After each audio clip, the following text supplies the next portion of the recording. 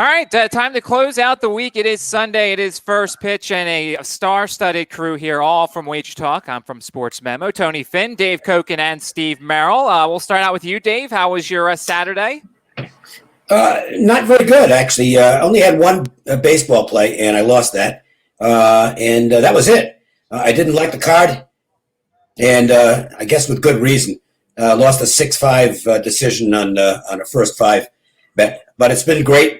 Been a tremendous week, and I've got 2 games that I like quite a bit today, and they are posted now at wagertalk.com. One is a best bet, which you can get for $25 or as part of the package that we'll talk about, and the other one is for my all-access players, and that would be part of the package that we're going to talk about. That's the Week 69 package, which has, I think, today and tomorrow is the end of it? No, today is the final day. Today is the final day? Okay. Yeah, scrolling on the bottom there, as you can see, Week 69, you can get all access for 1 week, and that's on Sports Memo. That's on Wager Talk. You can use it on multiple cappers as well. Tony, how was your Saturday? I was 1-2. I did have one. I had a big play in baseball. I had a 5%er. It won for us, but I lost my second baseball, and I dropped my total in the NBA. It's 1-2 day. That's the bad news. Good news is the big play did win. What was it? It was, I took we talked about I took Colorado. The Rockies? Yeah. I took the Rockies over. This kid that pitched for the Rockies has been working on his release point for about a year. You know, he's been in baseball since 13 or 14, I can't remember. But he's made some changes, and he looked pretty good yesterday. I guess so. He had a no-hitter when he left. Yeah. Steve, how was your Saturday? Yeah, Tony, nice 5% winner there. Shutout winner is never a bad 5%er. No, yeah. When you get them. Yeah, I had a kind of a good news, bad news day. I lost my top baseball best bet for the clients, but the free play won, and I figure several hundred more people probably got the free play. So, I guess that's good in a way. But, yeah, I have a free play up there, by the way, now at wagertalk.com. It's an afternoon game, so be sure to check that out, free play there. But, yeah, the play I lost in baseball was actually the Dodgers, but I had them on the run line, and I said it last week when we did the show. When you play the Dodgers, play the run line. So instead of laying minus 300, we only had minus 160, which is about my cutoff. I actually put it out at minus 145, so it did get steamed up. But, yeah, won the free play but missed the premium play, unfortunately.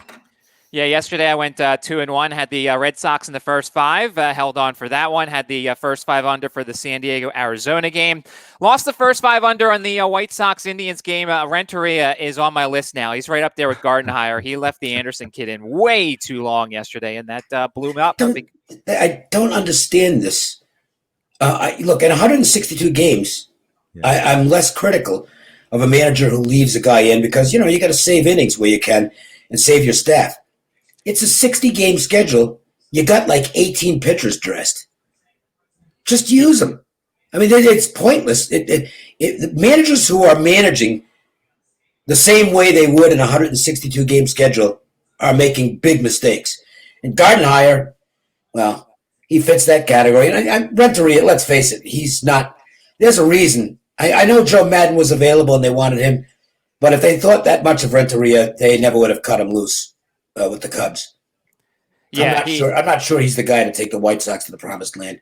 Yeah, he let the Foster kid leave 1 inning early and then kept the Anderson kid in 1 inning too late. And then, of course, the guy after him was perfect, so it would have been a winner. But 6 runs went over the first 5. All right, guys, so we got a lot to get into. As you can see, scrolling on the bottom, Week 69 is the promo code. Today's the final day by midnight. Also, there is the first pitch viewers can get 51% off Sports Memo Daily Picks. Use the promo code FP51. All right, game number Matt, 1. By the way, before we get into the games, nice new look there. I like this. The capping couch is gone, so if I start losing, I'm going back to the couch. But yes, I put together my own office chair, and now I'm sitting away from the couch. So we'll see how if that does well. Cool. He got taller. He grew a couple inches. He's getting ready for the basketball season. I'm using the Robbie Vino up look when it comes to this stuff now. I like it. So let's go. Reds and Brewers, a pair of aces on the mound. Sonny Gray and Brandon Woodruff on the mound. Dave, 2 really good pitchers in this matchup. It is 2 really good pitchers. Now, let's see if Sonny Gray, who seems to love pitching at home, will pitch as well on the road. Brewers, they're not exactly killing the ball. Woodruff's got really good stuff. What we've heard about this guy and seen glimpses of is starting to come to fruition. He looks like a guy who's going to be a number one starter. And therefore, this is one of those games where the immediate look was to the under, and then the immediate look was away from the under because the first 5, and I don't play full game unders. I've explained why this year. I'm just not going to do it. But all of a sudden, you look at that total, and it's like, oh, this looks like a really nice spot. And then you see 3.5. Well, that makes it tough. And it still might get there. But, it's kind of like it doesn't take much to send it soaring over. You saw that yesterday in Tampa where you had what looked to be a really attractive matchup, but that extremely low total for the first 5, even in a 7-inning game, it's still a first 5 total. And a couple of balls left the park, and there we go. So I stay away from 3.5 unless it's something extraordinary, and I'm therefore going to have to stay away from this. But I would expect the pitching to be somewhat dominant early in this game. Yeah, Steve, isn't it funny that half run? If it was 4, I'd be jumping on this first 5 under, but that half run, it's just a little scary right there. Yeah, because once you get 4, then you don't lose unless they score 5. So it's a big difference at that point. At worst, you get a push. The total, by the way, for the game opened as high as 8, was 7.5 when I was looking at it. It's now 7 in most spots. Yeah. So basically, you need 6 runs or less to win the full game. So it's even uglier now. The 7.5 is a very key number. But Dave's right. I mean, the automatic look is to the under here, not only because you have 2 good pitchers on the mound, but more importantly for me, it's because you got 2 offenses that continue to struggle. Reds hitting 200 for the season, Brewers hitting 210. And you look at Cincinnati, they've gone under in 4 of their last 6, but more importantly, they've had 5 hits or less in 6 or 5 of their last 6 games. They've had 5 hits or less. And then one other thing to note, by the way, because I forgot to mention this, I might still have considered this if it was a night game, but that park and day games in the summertime can be very, very flattering to offenses. So that's a little daunting as well. Tony, what's your thoughts with these 2 really good pitchers on the mound? I joined the baseball orgy here. Listen, the first thing I did was look at the under. And when I saw the number, I for several reasons, backed off. Let's be honest. Woodruff has been fantastic. That's right. I mean, this guy's touching 99. He's has increased velocity from early on in this second or this restart, not a restart, but 60-game schedule it's stayed where it is. He's getting a 21% swinging strike rate, swings and misses, and he's really changed he's gone to his sinker. This new sinker that's keeping his velocity has been fantastic. We're going to see when smart offenses will make an adjustment to understand that he's throwing his sinker almost 25% of the time as opposed to his fastball. This is going to be a great game to watch for certain. I'm saying Yeah, Gray is now, I believe, 36 straight starts, allowing 8 hits or less, and that's very impressive in baseball nowadays. Game number 2, I think another good pitching matchup. Some young guys involved in this one, Luzardo and Javier. We'll start right back with you, Tony. Luzardo, very impressive first Major League start last time out. Very impressive. This is a game where I'm not going to say much because I need to see more of both of these guys. We talked a little bit last time, and anything I say would be more of a guess than I would feel confident talking about. So as much as I liked this game and looked at it and was interested in it, I passed. Steve, Javier's put up some good numbers as a starter, 1 against Arizona, 1 against the Dodgers. Yeah, I did this show last Saturday and Sunday. I did it Monday also, and we were talking about how the A's are due to heat up. At least I was saying that, and they have heated up. 8 straight wins after a 2-3 start. 8 straight wins now, 11-4 in the season. So this is the Oakland A's that a lot of sharp money coming in thought would be the Oakland A's.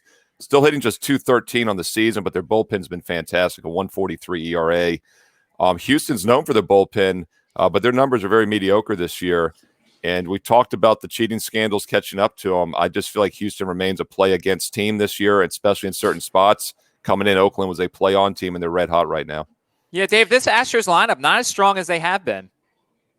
Not right now. I think they'll heat up at some point because there's just too many guys that are talented hitters on that team not to. But they're not playing great ball right now. Oakland is, Oakland, a much hotter team. And as far as the pitchers are concerned, having seen Javier now, he's got a really good breaking ball. That looks like his out pitch. And I like going on pitchers who have good breaking balls against hitters who've never seen them. They can be really tough a couple times through the order. As for Luzardo, he's legit. I mean, everything that's been said about him for a couple of years now looks like it's accurate. He looks like a guy who has top of the rotation stuff. He can really bring it. He's got good movement, a lot of poise out there as well. Astros guys have seen him one time, but only one at bat each. To me, it looks like a game where the two pitchers have an edge.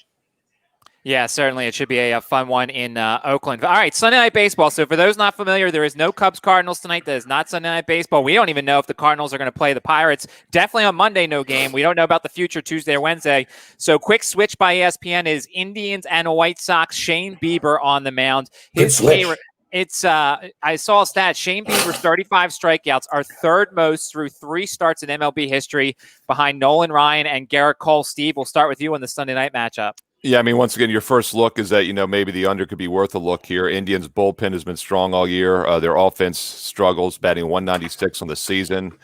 We talked about it last week that, will they start turning things around? As far as the under goes, they haven't. 14-2. The under has gone 14-2 in Cleveland Indian games this season. But once again, you're going to pay a premium. I mean, the total for the game right now, there are some 7.5s out there, mostly 7.5. So I see a few 7s to the over. But if you look at the first 5 inning line, it's 3.5 again. So this is one of those rare under situations where I'd probably be more comfortable with the full game, getting that extra half on 7.5. 7, a very key number, obviously. And you do have a decent Cleveland bullpen to back you up there in the full game. The White Sox bullpen, though, would be the bigger concern on the full game line. Dave, I saw a stat during the White Sox broadcast yesterday. 3 Indians hitters have seen the most pitches so far in the American League. It's a patient lineup against a guy like Giolito. It's patient, but maybe that's been part of the problem. You got to show a little aggressiveness. And they are taking too many pitches. And if those pitches are strikes, you're down in the count. You're in trouble. And that might be part of the problem. Maybe Cleveland needs to start swinging the bats a little more. If you don't make contact, that's the way it goes. And against a guy like Giolito, that might indeed be the case. Giolito had one really bad start out of the gate, but he looks to be getting back to Giolito-type form. There's nothing negative you can say about Shane Bieber, who is just establishing himself as one of the best pitchers in baseball right now. He goes against a talented lineup here, but I'll say this a million times. Good pitching beats good hitting. If a good pitcher is locating his stuff properly, there's not much the offenses can do about it. And the way Bieber's throwing it right now, it is really tough to build a case against him. So there's no chance I want to go against Bieber. I don't relish the thought of taking the Indians against Giolito, and the total is 3.5/7.5. I guess I'd lean full game under, but I've made it a rule this year, and when I make a rule for myself, I adhere to it pretty strictly. I am not going to play full game unders this year, for the reasons I've outlined. Just in case you're new, I'll quickly outline them again. One is the bullpen rule with the 3-pitcher minimum, which can get particularly lefty specialists in trouble. And the second is the extra innings, which can be an absolute floodgate if a game is tied. So I'm not playing full game unders, and therefore I can't make a play in this game because I don't want the 3.5. And even though the 7.5 does look a little tasty, as Steve mentioned, I'm just not going to do full game unders. Tony, you're big into looking at the umpires. Is this an umpire-conducive game for the under? It's Rehack is the umpire today in this contest, and he's new school. And listen, all these new school guys that have been 5 years or less, many of them 3 and less, are graded on that K zone. And for the most part, these guys know that K zone and they abide by it because they're not grandfathered in. Their jobs are like our jobs. We're only as good as our last pick or last play. So I would say this. In this situation, Bieber, how do you question anything he does right now? You have to ride this great wave he's running. And Giolito, like Dave said, after that first start, he's allowed only 2 runs, 12 innings. And he's a guy that if you don't get too early in the count, then it's lights out. So in this game, it's a tough play. I would have played the under, but the number's too low for me in a day game in American League. I'm out. All right, before we tell everybody about what's up on the Sports Memo and Wager Talk and tell everybody about the promo codes, there is one game that's getting ready to go in about 20 minutes or so. It's the Orioles and the Nationals. Somebody break up the Orioles, who pitched very well and played very well in this series. Steven Strasburg makes his season debut. Dave, we'll start with you. Well, I assume he's not going to be out there for a whole long time because he hasn't pitched at all. I'm not laying this kind of a price. I have no desire to take Baltimore to score a sweep to be honest with you. I think they're in position for a sweep. I don't have the results in front of me, but I know they won the last two. Wojo is not a guy who curries favor with me. I mean, the matchup looks obvious, but then you factor in the fact that Strasburg probably, 4 or 5 innings tops. And the price it's just too pricey to get involved with. The Nationals are not playing at a level that justifies them being this much of a favorite against anybody. Steve, any interest in the first 5 under, maybe capitalizing on only getting Strasburg? Yeah, I think you definitely want to play the under on the first 5 in this one because you've got the pitching edge there. The Nationals bullpen has been decent, but yeah, the Nationals offense is inferior offense. How often do you see a -200 favorite with the weaker offense like this? So buyer beware. If you're going to play it, that 1.5 run line gets it down to more of a pick on price, but still not a lot of value there. Yeah, this Nationals lineup rather ugly. They need Carter Kaboom to start hitting more and some of these other guys to step up a little bit. Know how he Soto hit a homer yesterday, so that's encouraging. That is very encouraging. Tony, are you looking at this game at all? No, and everything you guys have said is spot on. I know Strasburg's fantastic. Love him. When he's healthy, one of the best pitchers in baseball, unquestionably. But how do you play this number with a Washington team that's losing to what I think most of us would have believed 3 weeks ago was going to be one of the bottom feeders in baseball? They have a World Series hangover, too. Yeah. I don't think there's much question about it. You guys also have to wonder, Matt, real quick, you got to wonder, too, about the layoff. They played 3 less games than the Orioles. This time off sometimes is not a good thing with guys that are used to playing every single day. Yeah, that's for sure. And we'll talk about the Phillies momentarily because they've got another doubleheader today. But you see scrolling on the bottom, last day for the promo code Week69. 1 week all access for less than $10 per day. Valid at both Wage Talk and Sports Memo. And for Tony, Dave, and Steve, you get more than one sport. You get MLB, you get hockey, you get KBO. Dave continues to kill it in the KBO. You get basketball with Steve and Tony. So multiple sports. And guess what? When people put up 3-packs, that's about half of what that $69 is. So week 6-9, last day, it stops at midnight. And of course, for those of you who go to sportsmemo.com, promo code FP51 for a daily picks package saves you 51%. All right, time to go for some quick hits as we take you around the rest of the league. We'll start out with that doubleheader. I know for people who are new, we'll tell them real quick our thoughts on the doubleheader. Game 1, it's Yanoa/bullpen for the Braves against Velasquez for the Phillies. Game 2, Fried versus Spencer Howard. As a Phillies fan, I'm really excited there. Dave, real quick, any thoughts on this doubleheader? Well, anxious to watch Tony's guy, Max Fried. And you know what? I mean, it just shows you how sometimes even those of us who follow baseball very closely can overlook something. And Tony made a comment on how Fried might well be the best lefty in baseball right now. And you look at last year's numbers, and it's like, holy crap, this guy was better than I thought. He just didn't get any attention. I don't know that he's still getting that much attention because that's a pretty reasonable line in a game where Atlanta would appear to have a pitching advantage. But bear in mind, the lineups could be a little screwy here with 7-inning doubleheaders, and I think I'm avoiding those for the time being. Tony, gush about your guy Fried. Yeah, well, I think that both of these games, I think, are pissing. I think Atlanta has the advantage in both of these contests. However, Dave's right. This is 7-inning doubleheaders. This is Philadelphia, and if there's a team that one day hits 5 home runs and makes it look really easy, and the next day each guy strikes out 5 times and makes it look like it's the toughest thing in the world, that's this Phillies lineup. And I would be on Atlanta both times. When you got to pick them and you got Fried at $1.50, I still like Fried at $1.50. You guys know that. But I'm interested in Noah. I'm interested in this first game. I'm going to watch closely. Game 1, it looks like all the Braves starters are in. For the Phillies, no McCutchen, no Real Muto. They need to get Rhys Hoskins out of the 2 spot, by the way. He is essentially a waste there. Steve, any thoughts on this doubleheader? Yeah, I'm not using this game, but Tony loves in-game wagering, and one thing I'll say to the viewers in general, I do think there's an edge to be found maybe in some of these doubleheaders this year. If you watch the first game, you pay attention to what's going on, you pick up some maybe information before the odds makers make the adjustment as far as what they're going to do in the second game. But you got to do your homework. But ahead of time here on the show or for our clients on wagertalk.com, it's very difficult to predict, especially game 2, what's going to play out. One thing I'll point out quickly, though, guys, is that the line is very interesting. For a 7-inning game here in game 1, the total's 8. It's down to 7.5 now in a lot of spots, but we have a higher total for 7 innings with 8 than we do in some of these other games we've talked about already, which are 9 innings. So kind of tells you about the what they think about the 2 pitchers in game 1. Exactly. Bullpen on one side and it really hasn't shown much. And Velasquez can get a game over the total by himself when he's off with his command in the first inning. That's for sure. He can also throw 3 or 4 shutout. Yeah, I know. He's very tough. He's very tough to project. Yankees and Rays, of course, the story is James Paxton's fastball was around 91.5 miles per hour last game. He's been abysmal. Morton, who has been talking all the time about basically getting back into shape, looks like he might be doing so. We'll start with you, Tony. But I was shocked. I was a little surprised, guys, when this game opened and I saw the number. This is the Yankees. This is the formidable Yankees. Big lineup.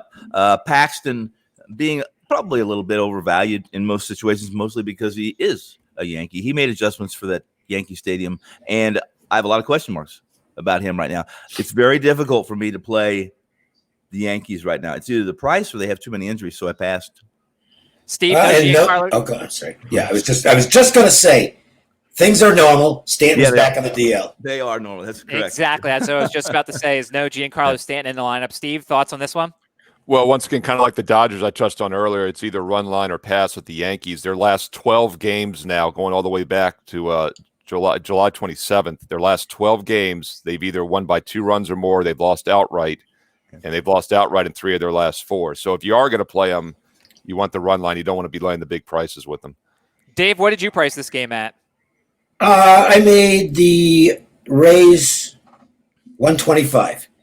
Paxton is definitely a downgrade for me right now, and Morton was telling the truth. I mean, he wasn't bullshitting anybody. He said at the start of this thing, he says, I'm a little behind, and he was not sharp early on, but now he's starting to look like Charlie Morton again. So, I think the summer camp and the first couple of weeks of Major League Baseball were extended spring training for Morton, but now he looks ready to go. I leaned Tampa in the game, but the odds makers did as well by making this price. I'm just checking to see what the current number is. Yeah, they're actually, the number's going up to 125 and 130. So the market is firing away on Tampa as well, and I think they're right, but I don't think they're getting the proper value now. I would not play it at that price. Marlins and Mets, it's Jacob deGrom day. Usually that means I'm looking at that first 5 under, but of course, as we've talked about, it's 3.5. Dave, it's a 3.5 with deGrom, but can you trust it? Here's the problem with it. I know Pablo Lopez really pitched well in his last start, but he's facing a lineup that kind of woke up. And this is a Mets team that has some really talented offensive guys, and including the Polar Bear. And he finally looks to be starting to swing the bat after a really rough start. So I'm not going to trust Lopez to shut them down. I think the Mets are going to be a streaky offensive team this year. And I'm certainly not interested in laying 250, even with deGrom. The Marlins have played well, and we know the history. When deGrom's out there, the Mets have a tendency not to score. So this was a nothing for me. Steve, last year, Lopez faced the Mets back-to-back, gave up 10 runs in 3 innings in New York, and then shut them out over 7 innings. Do you like Lopez at all in this matchup? I think it's very unpredictable. One thing I'll say about deGrom, we mentioned it last week on the show last Monday, that he very rarely gets run support, and I actually had an under that night in that game. He got run support, unfortunately. I know, Matt, you actually liked the first 5 under in that game as well. We were talking about it that evening. Of course, Atlanta's pitcher tears his Achilles, so a little bit of, of an early exit there. But yeah, the Mets hit finally in that game, but they didn't go against, Serrata for that long. So we'll see if they give him run support today. By the way, Miami is one of those teams like the Nationals that had a layoff, a very long layoff, more than anybody. It didn't hurt them. They came back out on August 4th and they won 5 straight until that loss yesterday finally. So they're hitting the ball. They're actually averaging more runs per game than the Mets, and they're a 2-1 underdog right now. Tony, the home plate umpire here, is he helpful for conducive for an under? Fairly neutral. I looked at that immediately. It's funny you said that, and because of Lopez, and this is a guy that's getting a 50% swing and miss rate on his changeup.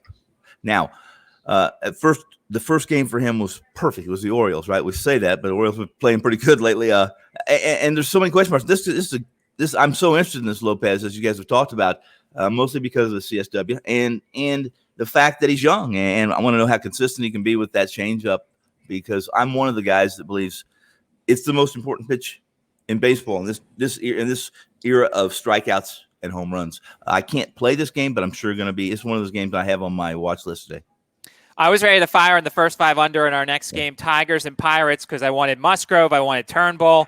Whoops. And then they scratched Musgrove because of the sore ankle, and they're putting out a guy who just got lit up a couple of days ago, Stephen Brault. I'll start with you, Dave, because you were involved in that game. Brault back out there, and he had a disastrous outing the last time. He threw, I think, 30 pitches and didn't get anybody out. And they finally had to take him out of the game. But here's the weird thing. In his prior performance, might have been the best he's ever pitched in the majors. I mean, he was absolutely great. So he had a big bounce. Probably be somewhere in between, but geez, the Tigers are raking right now. And they have a lineup that can hit lefties. And Brault's probably not going to be out there that long. I mean, Brault is not, this is not a 5 or 6 inning performance. He's not an opener where he, just wants through the lineup and sit down. But, if they get 3 innings out of him, I think they're happy. Turnbull's the better guy here. And the odds makers priced it that way. The Tigers are playing better baseball. I think they did a good job pricing it, but I still would only consider the Tigers. They're having a very good series and feeling good about themselves right now. And the Pirates are awful. And on top of that, I mean, the team's got no luck. The Evans kid, who was really one of the shining lights in this short season so far for the Pirates, he got sent to the hospital thanks to an elbow in a collision with Polanco. It's the only contact Polanco's made so far this season, and unfortunately, it was with his teammate's head. That was scary if you guys saw it. I mean, he was out. I thought Miguel Cabrera looked really scared. He's the one who hit the ball. So now they lose him on top of that. Everything's going wrong for the Pirates. I think the Tigers win. Shout out to Johnny Detroit with the 500-1 ticket on the Tigers to win it all. We'll see if that can actually come through. Steve, Turnbull looked really good 2 times against the Reds. I was worried about that second time considering they had seen him, but he's got that slider going right now. Yeah, hedge Johnny Detroit, hedge. Maybe wait till after today's win and then hedge even more. But, I mean, this one on the surface seems a little too easy. We got, as Dave said, probably the better starter with Detroit. We definitely have the better bullpen and definitely the better offense and better current form, and they're only minus 145. So I don't like the word trap. I hate when people say it's a trap game, but Pittsburgh obviously is going to win at some point. But do I trust them to turn it on now? They're 1-9 their last 10. They're 3-12 on the season. Maybe look at the over here. I mean, Detroit has 32 hits and 28 runs the last 2 days against the Pirates. Pittsburgh has 18 runs and 25 hits in those games. So it does look like both offenses are in pretty good current form. Tony, close us down on this game. I've tried as hard as I can to be a Turnbull fan, and the fact is that there's a lot to like about this kid, even though he lost more games than anybody else in the American League last year. There's his ground ball rate, his fly ball rate, all these things. There's so much to like about him. And if you could tell me that the Detroit was going to score 2 touchdowns every game, I'd be on Detroit. But I'm going to watch a little more. Turnbull has a 63.2% swing and miss rate on the slider this season. So, yeah, that slider's really been going on. Jays and Red Sox, back to you, Tony. Shoemaker and Eovaldi. How do you – listen, this is the Shoemaker we knew and loved. This is a guy that was fantastic, and then last game just was asleep at the wheel. And this is going to happen with a guy like with Shoemaker. So you have to understand those trends, hit and miss. Here's the deal with this. At this point in time, I've been on Dave's team here for quite some time, and it's very difficult for me to put my money on teams that are either very cold or very hot for several reasons. But I'm going to watch Shoemaker because I'm a big fan, but I sure didn't like the way he pitched last time out. I passed. Dave, they're not getting much length out of Eovaldi this season. I don't think they ever will. He's just too much of an injury risk. You have to maintain pitch counts with him or his arm falls off. He's got good stuff, though. Nobody's ever questioned Eovaldi's stuff. Anybody can throw the ball 100, even if it's straight. It's not the worst pitch in the world. Shoemaker, I do like Shoemaker. He's the complete opposite of Eovaldi. Eovaldi is a guy who looks to overpower hitters. Shoemaker is a guy who likes to finesse guys because he doesn't have the big heat. He's the smarter pitcher, the more cerebral pitcher of these two. What did I make the price here? I made the Red Sox. See, here's the problem. I still haven't adjusted properly for the Red Sox. The only thing I've done smartly is avoided them. Because on paper, they're still not that bad a lineup. But I've said this a few times. I think the Red Sox probably are suffering more from a loss of home field advantage than any other team in baseball. that is one of the great home field. It is, in my opinion, the strongest home field in baseball because of the closeness of the fans and the intensity of the fans as well. And I think that there's a certain flatness for this Red Sox team that has been showing from day one. And I just can't say that I'm pricing them properly right now. So in a game like this, where I made the Red Sox a decent favorite, the value looks like it's with Toronto. The value looks like it's with the Red Sox, but it's really not. So I'm sorry I've wasted time there saying nothing, but I'm not going to play the game. Steve? We talked about how there's really no value in that Cleveland under. They're 14-2 to the under this year. The odds makers have really priced it low. Red Sox are 10-3 under. Blue Jays are 8-4 under. Yet this is the highest total on the board today of any game at 10. So I still think there's some value with the under in these games. Both starting pitchers are a concern for me, but both bullpens have been decent, Toronto's especially. But more importantly, when I handicap totals, I'm looking at offense, and neither one of these teams is really hitting the ball. Toronto's averaging 3 runs a game this year after 12 games. Red Sox are averaging 4 runs after 14 games, and we have a total of 10. So they'd have to combine to average 4 runs more just to get over today. And I just don't see that happening. By the way, over the last 21 games combined, these two teams have only hit more than 10 hits in one game out of their last 21 combined. All right, we got 5 games left, fellas. Let's keep it going here. Twins and Royals. Back to you, Steve. Brady Singer has been all right so far this season. Yeah, I'll quickly let you know my free play today at wagertalk.com is in this game, so I'll pass it over to Dave and Tony for the analysis. But I do have some analysis on this game. Kansas City's been an offense, I think, overall has been a little stronger than people expected this year. But, yeah, wagertalk.com, free play right now in this game for my followers. Dave? Brady Singer's look good, but there's been one thing that does appear to be a concern. He's already given up 4 home runs.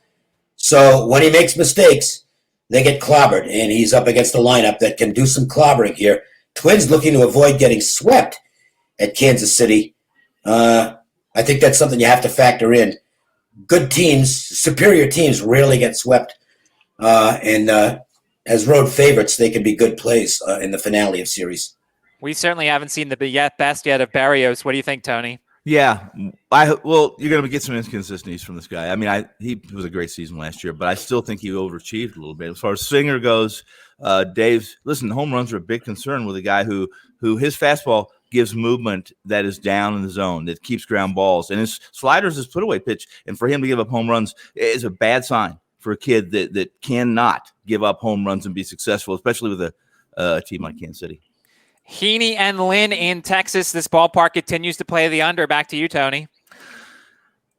I listen. I'm on the under. As long as the Rangers in the game, I'm on the under in this team. Their big hitters gone, and I just have zero confidence in Texas. And here I am. I'm speaking to a game I have nothing good to say about, nor do I have any value, so I passed.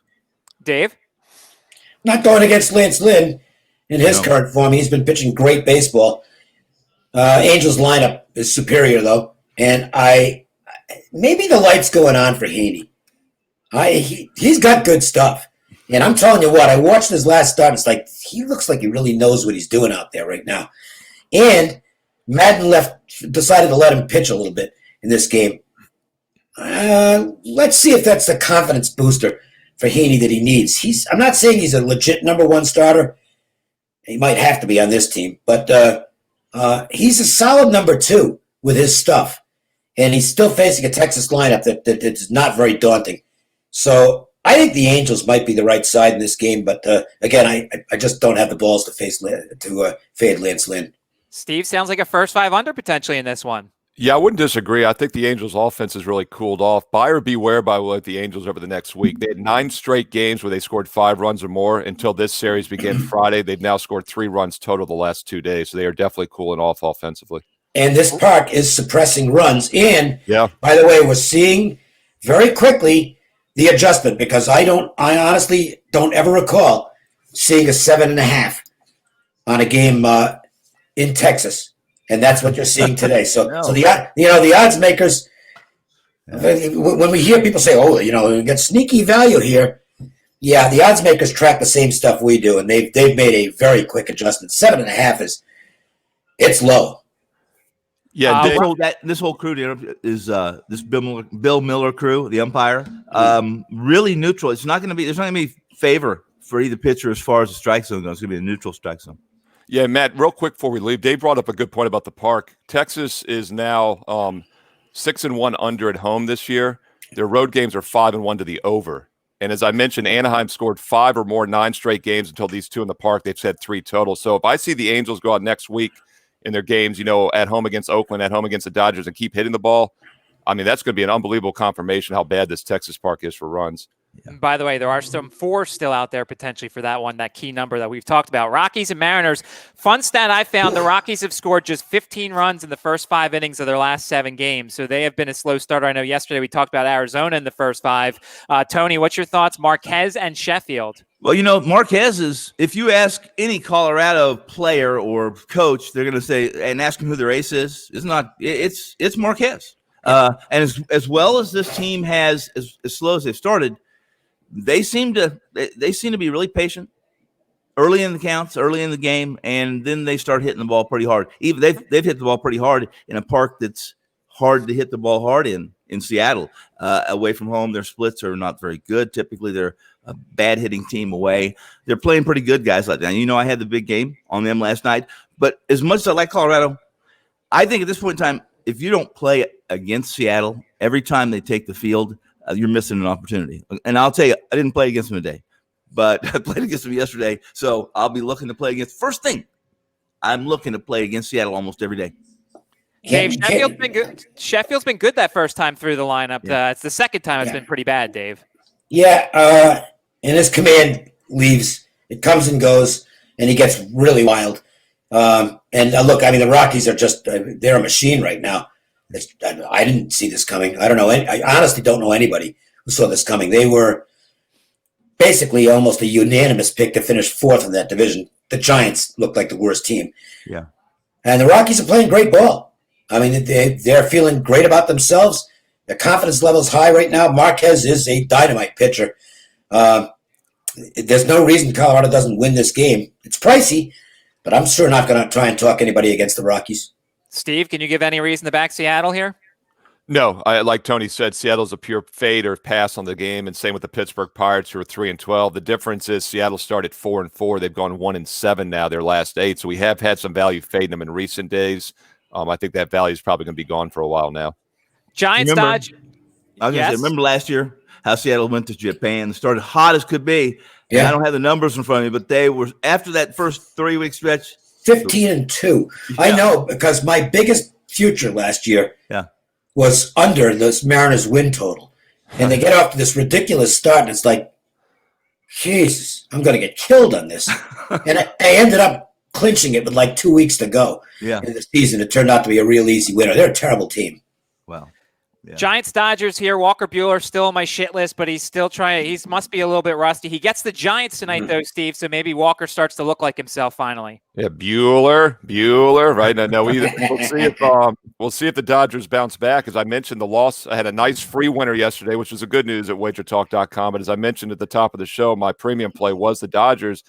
Little good news there, though, is I used them on the run line, which is still the responsible thing to do if you're going to play the Dodgers, as they basically either lose straight up or cover the run line. I mentioned that earlier with the Yankees. These are the type of teams you want to do that. I have no problem coming back with them here. I think they'll bounce back off that loss. They've done so. In fact, if you go all the way back to late July, the last 3 times they'd lost, they won 5-2, 11-2, and 5-2 following that. I think it continues today. Dave, is it Russ with Buehler, and we're going to get a good Buehler eventually? Oh, yeah, I think so. His stuff is fantastic. But he is making mistakes right now, so that it probably ties into the fact that camp got started late for him, and he's not there yet. He's definitely making mistakes in the strike zone. Look at Gausman the last couple of starts. He's actually throwing the ball really well. Kevin Gausman, one of the more enigmatic pitchers of the past decade, because his stuff was good enough for him to be a quality pitcher, and he never put it together. And I don't expect this to continue with the Giants, even though he's pitched a decent ball in his last couple of starts. I wouldn't be surprised if the Dodgers get him today. The way Buehler's pitching, though, might get some runs here. Day game at Dodger Stadium, too. Tony, 357 people in the room waiting for you to say something about this game. Okay, here's what I'm going to say, Dave. The first thing I thought of when I saw this game is when the two pitchers, I want to play the over in this game. I went to look at the umpire crew. This is the the best umpiring crew, and it's a young crew. Basically, you have a guy named Lipka, and if you guys know umpires, this guy makes less mistakes than any umpire. Bad calls. I've seen him. He's a good umpire. That's correct. Absolutely. And Hamari is behind the plate today. I can't play the over with this crew. It's a Sunday. It's a getaway day game, or what they call a getaway day game. When I call Sunday games, I couldn't. But I agree with everything you guys said. Both these pitchers have the capabilities of being really good, but Buehler hasn't been very good. So I wanted to play the over. I can't. I'm sorry, guys. Sorry, audience. Yeah, the Dodgers will be one of those lineups that you wait and see who's sitting out, who's not in, and it's just it makes a difference. And on a Sunday, who knows who we might see in their final game. Bumgarner, who's a fastball, a lot slower than it has been against Lamet. Tony, back to you. Do you know anybody that has props on Bumgarner for the first time through the order? I'm under. As David said, every time we've got Bumgarner, he said, first time through the order, lights out. After that, your guess is as good as mine. I'm off the game, guys. Dave? Diamondbacks, good game for them last night, and they're getting a big price again. I was tempted to take them here. I didn't do it, but I think that's too steep a price for Lamet to be laying. Bumgarner still, again, he can still craft his way through a lineup once, maybe twice, but he's certainly not the mad bum he used to be. One quick note on the Padres, by the way. Another leadoff homer by Fernando Tatis. He's got 8 leadoff homers already since he came to the majors. Crazy. I mean, how good is this guy? Wow. And I'm going to suggest the Padres a modest proposal: move him to the 2 slot. He is clearly their best hitter, and unless it's Ricky Henderson who's going to steal 100 bases, you really don't want your best hitter hitting first. You want him hitting second. That's where you hit Trout. It's the reason Trout hits second for the Angels. I want Tatis in situations where he's liable to get more RBI situations. I don't necessarily want him stealing a lot of bases, to be honest with you. He is an absolutely great young player. If you're not including him in your conversation among the top 5 players in baseball already, then you need to make a new list. Steve, close us out. You know, Tony, if you like Bumgarner to maybe start strong, that first 5 inning under, I guess, could be worth a look. It's 4.5. The full game is 8. The only nice thing about that 8 is that you only lose if they get to 9. I'd love to have a 5. 5's kind of a key number. But, yeah, first half under 4.5 if you think Bumgarner starts strong. But I want to point out real quick, when I did the show last week, I mentioned the Padres had the best run differential in baseball. They're only 3rd in their division now behind the Rockies and Dodgers. But how about this? This is how bad Arizona's been, guys. They have the 3rd worst run differential in all of baseball. The only 2 teams that are worse this year, Mariners and Pirates, who we've already talked about how awful they are. So buyer beware with Arizona. I do think they'll turn things around and play better at some point. They're just 2-5 their last 7. It has not happened yet. And a reminder that I mentioned this yesterday. They did get a push yesterday, but they have been the worst first 5 team in baseball so far this season, the Diamondbacks. All right, Dave, sounds like you might have a suggestion for DFS stud if you're talking up to Tatis like this. Why not, right? I mean, you're going to have to pay, but he's facing a lefty, and he's going to get some at-bats. And the guy is just swinging the bat like crazy right now. Yeah, I mean, Tatis has cost you money, but he's just on a roll right now. And as far as a pitcher goes, I think I'll take a shot with Heaney, because he's never going to be he's not a high price, and this ballpark is obviously helpful to pitchers. Why not? He's not exactly facing a powerhouse offense either. Tony, any DFS to add? No hitters, but a couple pitchers. I didn't look at the prices, and I typically do. Guys, look at these. I'm curious, but Lamet, I like. We just talked about. I don't know how expensive he is, or Lance Lynn. These are 2 guys that are not. They're not household names for the most part. The public. I'm curious what their prices are, but I like those 2. Steve? Yeah, you guys are thinking the same way as me. I mean, I think Gray and Woodruff obviously will have great outings. I'm sure they're very pricey, though. But, yeah, I mean, what you both have said with that Texas ballpark, the numbers we talked about earlier, something is not right for offenses there. So both Haney and Lynn, I think, for Texas and Anaheim, both could be worth look, as far as your pitchers. And for offensive guys, the Rockies aren't at home, but they're still raking the ball. And I think the Dodgers will rake today as well as they bounce back off that loss. So some players from those lineups could be worth a look. When is Charlie Blackmon going to get his due as a really good hitter? No kidding. I mean, nobody ever talks about the guy. Yeah. He's a terrific hitter, and he's really swinging it well for the Rockies, by the way. Well, I gave him out yesterday as my DFS guy. I'll Yeah, do you it did. again today. I mean, I'm not going to stop with him. And my pitcher wasn't mentioned. I'm going Turnbull. I think Turnbull against this Pirates lineup, I think that he's going to have a really good outing. All right, last minute here, folks. Let's tell everybody one more time. Dave, what can they find on your page at wagertalk.com? 2 plays today. One is a featured best bet if you want to buy just the best bet, or you can take advantage of the Week 69 promo that ends today, and you get everything that I put up. I only have 2 games today. I'm not playing the NHL. I don't like the 3 games today, so I'm staying away from those. But you'll get everything I play. So golf, football, KBO, hockey, baseball, obviously. There's a lot to like. Steve, what can they find on your Wager Talk page? Yeah, NBA best bet, by the way, 67% of the restart in the NBA. Tony Fenn will be on with me tomorrow, 3 p.m. Eastern, Monday through Friday. We do NBA tip-off. We've been having a great time, and it's been paying off for my handicapping because there's great information on that show. 3 p.m. Eastern, Monday through Friday. First pitch, of course, 2 p.m. Eastern tomorrow, right beforehand. But yeah, NBA best bet, 67% start. I also got a baseball best bet. And as I mentioned earlier, a free play on the mid-afternoon card for baseball. The free play cashed yesterday, wagertalk.com. Tony?